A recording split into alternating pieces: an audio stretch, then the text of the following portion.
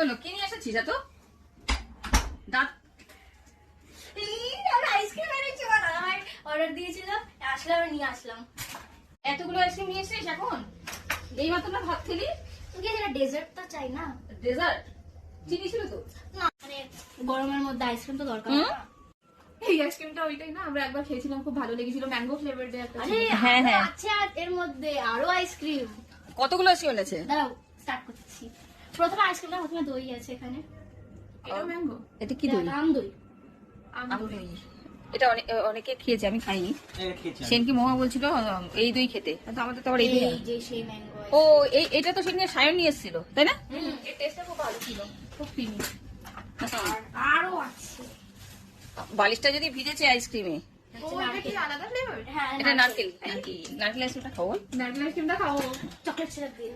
আবার আর star of the show আমচি। আমচি উল্টো sorry, উল্টো আমচি উল্টো উল্টো আমচি আমচি। আমচি মুম্বাই। এমন ছোটা, সবাই যখন আইসক্রিম খায় এটা ও ওই লোকের দিকে তাকিয়েছিল, তাকিয়ে বলে বলে ভাবছিল কবে আমাদের বাড়িতে এই আমচি আসবে। খাবো, খা তোরা খা। এদিকে হাত দিয়ে ধুতে পারবো না।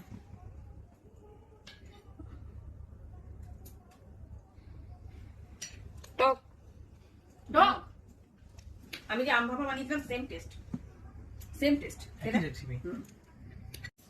খেয়ে দেখ মামন, মনে পড়ে যাবে তোর খেলেই।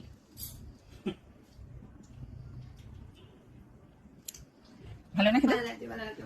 সেই যে আমার লাস্ট ইয়ার আমার বার্থডেতে মামুনি ভাপা দই বলে না, হ্যাঁ হ্যাঁ ভাপা দই বানিয়েছি।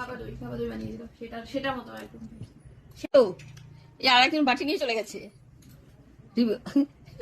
দাঁড়া দাঁড়া, ভালো করে দেবো। এ না দেখো। বলতো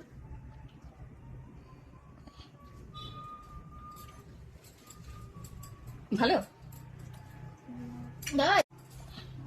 আরে আমি তো খেয়েছি বলেই আমি জানি। 4টে চামচ এনেছি। ভালো খেতে। এবার আইসক্রিম পালায় আসি গাইস।